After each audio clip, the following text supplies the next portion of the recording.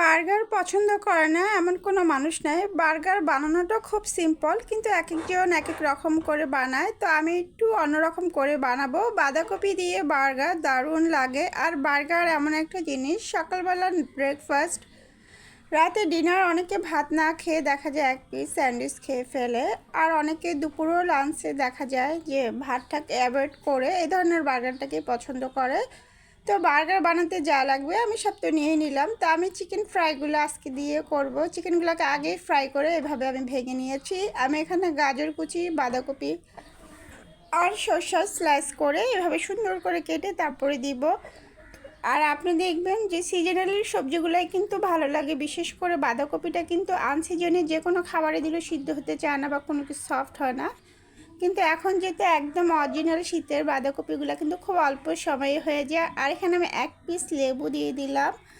তো আমি আসলে সব খাবারে একটু অন্যরকম করে ট্রাই করি, দেখানোরও চেষ্টা করি। আসলে যে কোনো খাবারেই কিন্তু অন্যরকম করে করলে সেটা আসলেই দারুণ লাগে।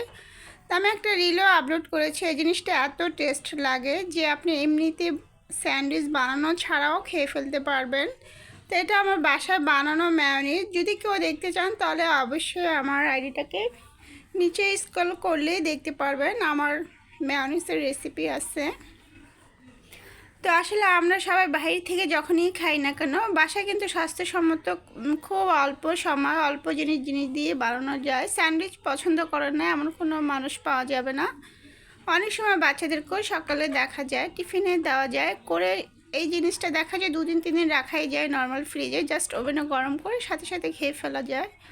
তো আসলে স্যান্ডউইচের থেকে এই জিনিসটাই কিন্তু দারুণ হয়েছিল। ক্যাপসিকাম দিয়ে খেয়েছিলাম, একটা রিল দিয়েছিলাম। তো আমরা অর্ধেকটা আসলে এমনিতেই খেয়ে ফেলছি, এতটা টেস্ট হয়েছে।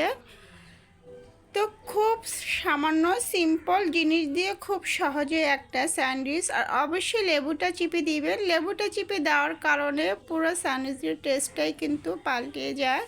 তো এটা আমি ভালো করে মেখে এখন কিছুটা সস দিয়ে দিব। সস দিয়ে আর কিছুটা আমি মেখে তারপর আমি পাউরুটিতে দিব।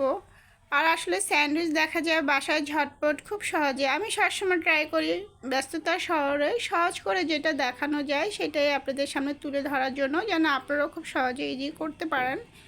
তো এই যে আর অনেকে হয়তো পাউরুটির সাইডটা বলে দেবেন ফেললাম না কেন। আমি আসলে ফেলি নাই, কারণ ওটা কেটে ফেললে একদম চিকন হয়ে যায়, ছোট হয়ে যায়, আমার কাছে ভালো লাগে না। আপনারা অবশ্যই ইচ্ছা করলে সাইডটা ফেলে দিতে পারেন।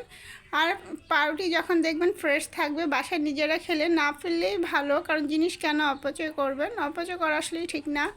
তো এভাবে করে আপনি একদিন ফ্রিজেও রেখে দিয়ে খেতে পারবেন। দেখেন ভিতরটা কত ইয়েমি হয়েছে। ভালো লাগলে অবশ্যই শেয়ার করে বাসায় বানিয়ে খাবেন। ভালো লাগলে সবার সাথে শেয়ার করবেন। তো ইনশাল্লাহ আবার নতুন করে নেক্সট রেসিপি নিয়ে আসবো, খুব সহজ এবং খুবই ইজি। তো আল্লাহ হাফেজ।